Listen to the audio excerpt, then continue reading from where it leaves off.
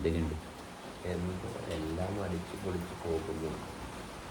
എല്ലാ കാര്യങ്ങളും കൂടുതൽ അറിഞ്ഞുകൊണ്ടിരിക്കുന്നു. എന്തെല്ലാമാണ് ഈ അറിയാനുള്ള ബുദ്ധിമുട്ടുകൾ എന്ന് പിന്നെയും അറിഞ്ഞുകൊണ്ടിരിക്കുന്നത്. നിങ്ങളെ പറ്റിയുള്ള മെയിനായിട്ടുള്ള പരാതി എന്താണ്? എന്നെ പറ്റി കൂടുതൽ പരാതിയുണ്ട്. ആണോ? എന്താ നിങ്ങളെ പറ്റിയുള്ള പരാതി എന്താണ്? എന്നെപ്പറ്റി കുറേ പരാതി ഉണ്ടാവും. ആരാണ് ഈ പരാതി പറഞ്ഞത്? പരാതി ഇല്ലാത്തവരാണ്. ഒരു പരാതി ഇല്ലാത്തവരാണല്ലോ മറ്റുള്ളവരെ പറ്റി പരാതി പറയുക. ഒരു പരാതി ഇല്ലെന്ന് അവനവന് തോന്നുന്നു. അതെ. ഈ ഒരു പരാതി ഇല്ലെന്ന് തോന്നുന്നത് ആർക്കായിരിക്കും? ഒരു പരാതി കാരണം അവരായിട്ട് പരാതി ഇല്ലാത്തൊരവസ്ഥ ഉണ്ടാക്കിയെടുത്തവർക്കായിരിക്കും. അല്ലെ, ശരിക്കും പരാതി ഇല്ലാത്തവർ എന്തിനാണ് പരാതി പറയണത്? എന്തിനാണ് പരാതി ഇല്ലെങ്കിൽ പിന്നെ ഒരു പരാതി വരേണ്ട ആവശ്യമില്ലല്ലോ. അവരിൽ പരാതി ഇല്ല, പിന്നെ അവരെന്തിനാണ് മറ്റൊരാളെ പറ്റി പരാതി പറയണം? സത്യത്തിൽ അവരിൽ എവിടെയെങ്കിലും ഈ പരാധീനത കിടക്കുന്നുണ്ടാവും, പക്ഷെ അവരറിയുന്നുണ്ടാവില്ല. എനിക്കൊരു കുറ്റമില്ല എന്നുള്ള തോന്നൽ എൻ്റെ അടുത്ത് ഉണ്ടാവുമ്പോൾ നിങ്ങളെ പറ്റി കുറ്റം പറയാല്ല. അവരവരെ പറ്റി ഉള്ള വ്യക്തമായിട്ടുള്ള ധാരണ ഇല്ലാത്തവരായിരിക്കും. എക്സാക്ട്ലി. അവരവരെന്താണെന്നുള്ള ആ റിയൽ ഞാൻ എന്താണെന്ന് അറിയാൻ പാടില്ലാത്തവരാണ് ഈ പരാതികളെല്ലാം പറയുന്നത്. അതെ അതെ അതെ. കുറ്റങ്ങളും കുറവുകളും പറയുന്നത്. എന്തുകൊണ്ട് കുറ്റങ്ങളും കുറവുകളും പറയുന്നു? കാരണം അവൻ നന്നായിട്ട് ജീവിക്കാൻ വേണ്ടിയിട്ടാണ് പറയണത്. എന്ന് വെച്ചാൽ നന്നായിട്ട് ജീവിക്കുന്നില്ല. നന്നായിട്ട് ജീവിക്കാൻ നിങ്ങൾ ഇന്നതൊക്കെ ചെയ്താലേ നന്നായിട്ട് ജീവിക്കാൻ പറ്റത്തുള്ളൂ എന്ന് പറയുന്നു. അതാണല്ലോ പരാതി. നന്നായിട്ട് ജീവിക്കണമെന്നുണ്ടെങ്കിൽ മറ്റൊരാള് ഒരു കാര്യം ഇങ്ങനെ ചെയ്താലേ എനിക്ക് നന്നായിട്ട് ജീവിക്കാൻ പറ്റത്തുള്ളൂ എന്ന് പറയുമ്പോൾ അവൻ ജീവിക്കുന്നില്ല. എന്ന് വെച്ചാൽ നന്നായിട്ടുള്ള ഞാൻ എന്താണെന്ന് എനിക്കറിയത്തില്ല. നന്നായിട്ടല്ലാത്ത ഒരു ഞാനായിട്ട് ഞാൻ ഇരിക്കുമ്പോൾ ആണ് എനിക്ക് പരാതി പറയേണ്ടി വരുന്നത്. അതായത് റിയൽ ഞാനുമായിട്ട് ഞാൻ ഒരുമിച്ചിരിക്കുമ്പോൾ എനിക്ക് പരാതി പറയേണ്ട കാര്യമില്ല. കാരണം ഞാൻ ഇങ്ങനെയാണ്, എന്നെ സൃഷ്ടിച്ചിരിക്കുന്നത് ഇങ്ങനെയാണ്. അതുകൊണ്ട് മറ്റൊരാൾ എന്ത് ചെയ്താലും ഞാൻ സൃഷ്ടിച്ചിരിക്കുന്ന അവസ്ഥയിൽ ആരെങ്കിലും എന്തൊക്കെ ചെയ്തെന്നും പറഞ്ഞ് എന്നെ സൃഷ്ടിച്ചിരിക്കുന്ന അവസ്ഥയിൽ വല്ല മാറ്റവും വരുക? ഒരു മാറ്റവും വരത്തില്ല. അവിടെ ഒരു ഭയങ്കര ചോദ്യം വന്നത് എന്താ വെച്ചാല്, എന്റെ ജീവിതം അതായത് എന്നെ പറ്റിയുള്ള ഉത്തരം എങ്ങനെയാണ് നിങ്ങളെ കയ്യിലുള്ളത്? മനസ്സിലായ? എന്നെ പറ്റിയുള്ള ഉത്തരം എൻ്റെ ജീവിതം നേരെ കൊണ്ടുപോകേണ്ട ആള് ഞാനാണല്ല. അപ്പൊ അതിന്റെ ഉത്തരം എങ്ങനെയാണ് നിങ്ങളെ കയ്യിലുള്ളത് എന്നുള്ളതാണ് ഒട്ടുമിക്ക ആളുടെയും സംശയം. അപ്പൊ അവര് കണക്കൂട്ടുന്നത് എന്താ? അവരായിട്ടുണ്ടാക്കി വെച്ച ആ ഫേക്ക് ഞാനിന്റെ ഒരു ഉത്തരമാണ് അവർ അന്വേഷിച്ചുകൊണ്ടിരിക്കുന്നത്. അതാണല്ലോ ഈ സമൂഹം എന്ന് പറഞ്ഞാൽ. സമൂഹം എന്ന് പറയണത് ശരിയായിട്ടുള്ള ഞാനുമായിട്ട് ബന്ധമില്ലാത്ത ഒരാൾക്കാരുടെ കൂട്ടായ്മയും സമൂഹം. ശരിയായിട്ടുള്ള ആൾക്കാരെന്ന് പറയുന്ന അവസ്ഥയിൽ മറ്റൊരാൾ തെറ്റിയെന്നൊരു ഭാവം പറയേണ്ട കാര്യമില്ല. ഞാനായിട്ട് നിൽക്കുന്നു, ഞാനായിട്ട് ജീവിക്കുന്നു, ഞാനായിട്ട് ചെയ്യേണ്ട പ്രവൃത്തികൾ ചെയ്യുന്നു. അങ്ങനെ ചെയ്യുമ്പോൾ അവിടെ എങ്ങനെയാണ് മറ്റുള്ളവർക്ക് ദോഷം ചെയ്യുന്നൊരു പ്രവൃത്തി എങ്ങനെയാണ് ഉണ്ടാകുന്നത്? കാരണം എന്നെപ്പോലെ തന്നെയുള്ള ഒരാളാണ് അപ്പുറത്ത് നിൽക്കുന്നത്.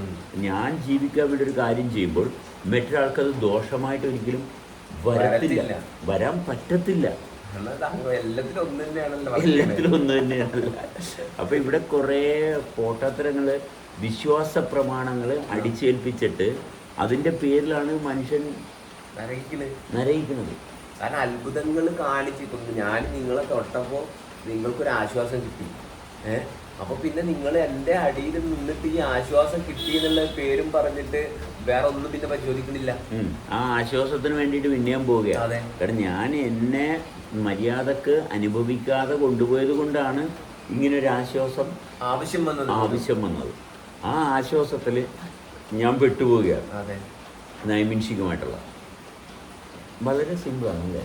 എന്ത് രസമാണല്ലേ ജീവിതം ആസ്വദിച്ചു കൊണ്ട്. ശരിക്കും കുട്ടികളെ പോലെ വളരെ ചെറിയ കുട്ടികൾ എങ്ങനെയാണോ അങ്ങനെയാണ് നമ്മൾ ഓരോ കാര്യങ്ങളും കൈകാര്യം ചെയ്യുന്നത്. കാരണം നമ്മൾ എന്തെങ്കിലും അറിയാന്ന് പറഞ്ഞിട്ട് ആരും ഇടപെടുന്നില്ലല്ലോ. ഇതൊക്കെ ഇങ്ങനെയാണ് നമ്മൾ പരസ്പരം ഇരുന്ന് ഒരുമിച്ചിരുന്ന് നമ്മൾ ഇതിന്റെ ആ കറക്റ്റ് അവസ്ഥയെ നമ്മൾ പുറത്തേക്ക് കൊണ്ടുവരികയാണല്ലോ. അവനെന്നെ തന്നെയല്ലേ തുടർച്ചയായിട്ട് അനുഭവിക്കാൻ പറ്റത്തുള്ളൂ. വിശ്വാസ പ്രമാണങ്ങൾ തുടർച്ചയായിട്ട് അനുഭവിക്കാൻ പറ്റത്തില്ല. അതുകൊണ്ടാണ് ആശങ്ക, പ്രതിസന്ധികൾ, രോഗമെല്ലാം ഉണ്ടാകുന്നത്. കാരണം ഈ വിശ്വാസ പ്രമാണങ്ങളുമായിട്ട് കണക്ട് ആയി കഴിഞ്ഞാൽ പിന്നെ അവിടെ ഈഗോ മാത്രമല്ലേ ഉള്ളൂ. ഇപ്പം ഞാൻ നിങ്ങളായിട്ട് എന്തെങ്കിലും ഒന്ന് ചെയ്തിട്ട് ഞാൻ ഓക്കെ കുറച്ച് സമയം പറയുമ്പോൾ എനിക്കത് ഓർമ്മയില്ല, എനിക്കത് അറിയില്ല എന്ന് പറഞ്ഞാൽ വിശ്വാസത്തിൽ സിമ്പിളായിട്ട് രക്ഷപ്പെടാനാണ് കണക്കൂട്ടുന്നത്. കാരണം മനസ്സ് വെച്ചിട്ട് ഈ ശരീരത്തെ അവർ ഓൾറെഡി മാനസിക ലോകത്ത് നിന്ന് മാറ്റി എന്നാണ് അവർ കണക്കൂട്ടുന്നത്.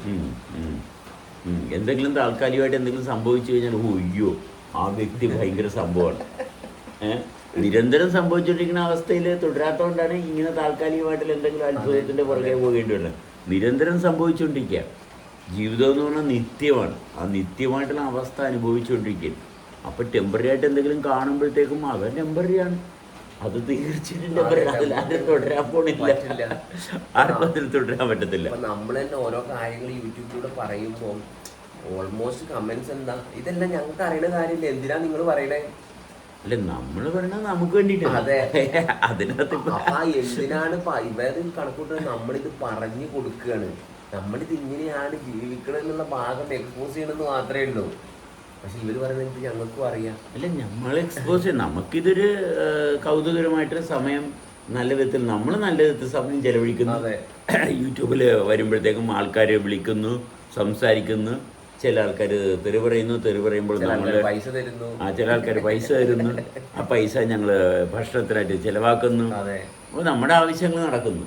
നമ്മുടെ ആവശ്യങ്ങൾ നടത്താൻ വേണ്ടിയിട്ടാണ് നമ്മളെല്ലാം ചെയ്യുന്നത്. ആവശ്യങ്ങൾ നടക്കുന്നത് നമ്മുടെ ജീവിതം അല്ലെങ്കിൽ നമ്മൾ ജീവിക്കുന്ന അവസ്ഥയിൽ മെച്ചപ്പെട്ട് വരുന്നു. അതെ, ആസ്വദിക്കുന്നു. കൂടുതൽ മനുഷ്യരുമായിട്ട് സഹകരിക്കാൻ സാധിക്കുമ്പോൾ മനുഷ്യത്വം തെളിഞ്ഞു വരുന്നു.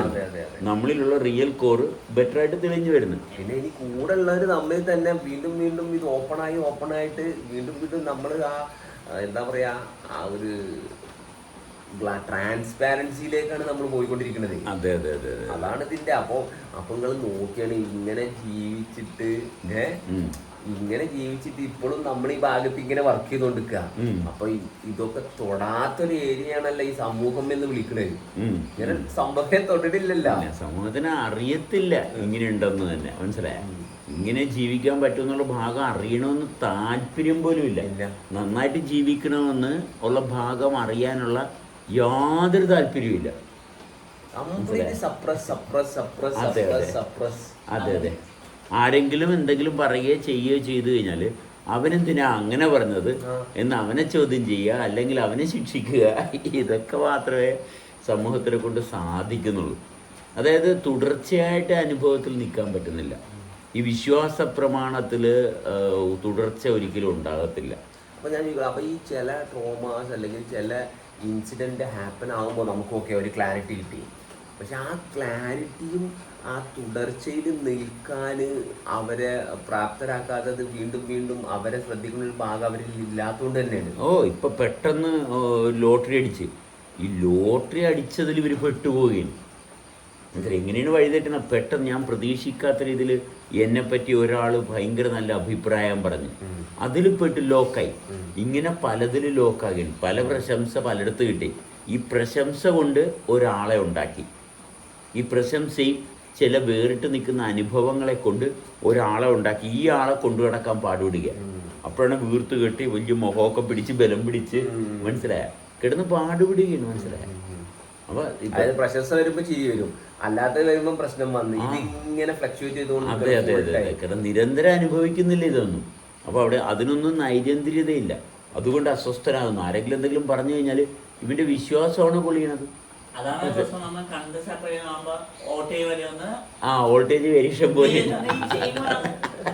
കറണ്ട് സപ്ലൈയിൽ വോൾട്ടേജ് വേരിയേഷൻ പോലെയാണ് ഈ വിശ്വാസ പ്രമാണം.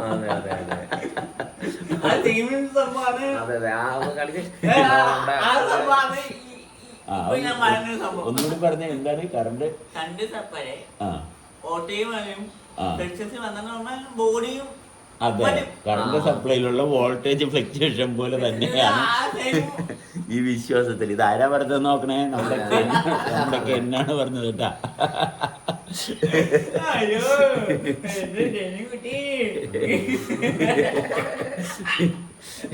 വിശ്വാസ പ്രമാണത്തിൽ എപ്പോഴും വോൾട്ടേജ് ഫ്ലക്ച്വേഷൻ ഉണ്ടായിക്കൊണ്ടിരിക്കും. അപ്പോൾ ആൾക്ക് മാനസികാവസ്ഥ സ്റ്റഡി ആയിട്ട് കൊണ്ടുപോകാൻ പറ്റത്തില്ല. അതാണ് എല്ലാവരും അപ്പൊ അത് അഭിമുഖീകരിക്കുന്നത്. പറ്റാതിരിക്കുമ്പോ അതിന് വേണ്ടിയിട്ട് ദേഷ്യം പിടിക്കും, വാശി കാണിക്കും, വേണമെങ്കിൽ പല രീതിയിലുള്ള ആക്രമണങ്ങൾ അയച്ചുവിടും. അതെ, അപ്പോൾ വോൾട്ടേജ് വേരിയേഷൻ വരുമ്പോഴത്തേക്കും ഇന്റേണൽ ഓർഗൻസിനുള്ള ബ്ലഡിൻ്റെ സപ്ലൈ ഒന്നും കറക്റ്റ് ആകത്തില്ല. അങ്ങനെയാണ് ആന്തരിക അവയവങ്ങൾക്കൊക്കെ രോഗങ്ങൾ ഉണ്ടാകുന്നത്. സ്റ്റഡിയായിട്ട് നമ്മളെ കൊണ്ടുപോകാൻ സാധിക്കുന്നുണ്ടെങ്കിൽ നമുക്കൊരു രോഗവും ഉണ്ടാകത്തില്ല. മനസ്സിലായോ? അപ്പോൾ എന്താണ് വോൾട്ടേജ് ഫ്ലക്ച്വേഷൻ? വിശ്വാസത്തിൽ നിന്ന് വോൾട്ടേജ് ഫ്ലക്ച്വേഷൻസ് ഉണ്ടാകുന്നു. അതെ.